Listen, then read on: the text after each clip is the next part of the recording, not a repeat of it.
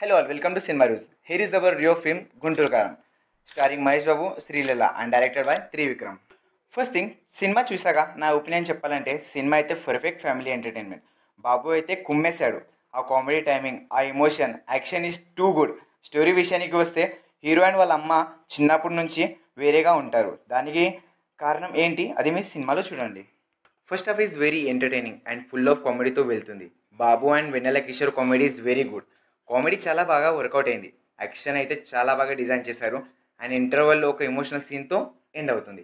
And second half is also good. And second హాఫ్లో కూడా full of comedy and dialogues. కుర్చీ మడత పెట్టే సాంగ్ అయితే కూర్తా ర్యాంపు. శ్రీల అయితే నెక్స్ట్ లెవెల్ డాన్స్ చేసింది అండ్ బాబు కూడా కుమ్మేశాడు. అండ్ ప్రీ క్లైమాక్స్లో యాక్షన్ ఈజ్ టూ గుడ్.